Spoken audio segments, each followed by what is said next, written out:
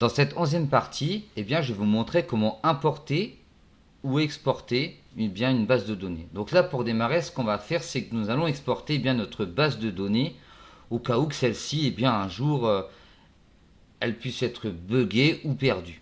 Alors, pour faire ça, c'est relativement simple.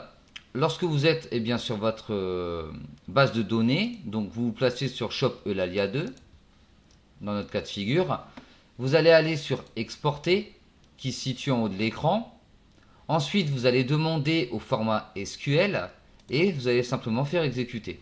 Sur le bas de l'écran, vous pouvez voir que un fichier, on va dire texte, vient d'apparaître. Un peu le même type que nous avons utilisé précédemment pour écrire une par une nos tables.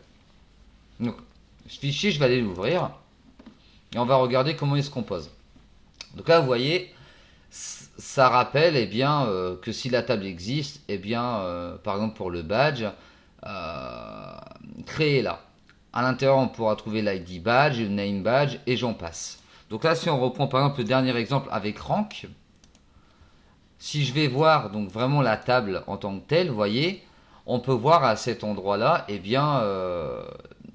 la même méthodologie, la même méthode pour la création de la table. Donc ça sert, si vous voulez, à vous faire une donnée de sauvegarde. Donc ça, c'est vraiment toute la partie pour l'exporter. Maintenant, on va venir importer une base de données qui est, on va dire, existante. Donc pour ça, je vais venir fermer tout ce qui se situe sur mon bureau. Et vous allez voir que volontairement, ici, je vais venir détruire ma base de données Shop Eulalia 2 et je vais venir réimporter mon fichier.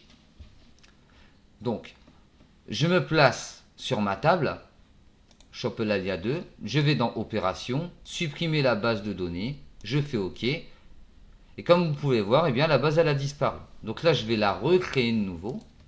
Donc je vais faire Shop Eulalia 2 pour la démonstration toujours. Alors, je vais la créer et là, à l'intérieur, vous voyez, nous n'avons rien. Si je regarde ici, donc ma première, on va dire, de base qui me sert d'exemple, et surtout qui est la véritable, elle est toujours là. Donc, je me place dans Shop Eulalia 2, donc elle est vide, et là je vais faire importer. Je vais choisir mon fichier, donc c'est la même mécanique que pour l'export. Donc là je vais prendre mon fichier, je vais aller le prendre donc sur mon bureau, je vais ouvrir. Là ensuite, vous laissez tout, on va dire par défaut, mais vous vérifiez surtout que c'est au format SQL et vous exécutez. Et voilà, donc là comme vous pouvez voir, toute ma base est revenue. Donc pourquoi est-ce que je vous montre ça? C'est que parfois, il suffit que Warm Server viendrait à bugger ou vous avez un nouvel ordinateur, vous risquez de perdre votre base de données. Alors tout simplement, vous faites un fichier exporté pour le réimporter après. Donc pour toute cette petite partie, j'ai terminé. Maintenant, je vais vous parler dans la prochaine des bugs au moment de l'importation de bases de données. Donc moi j'ai rencontré divers problèmes, je vais vous en montrer quelques-uns afin de vous aider si le cas viendrait à se présenter.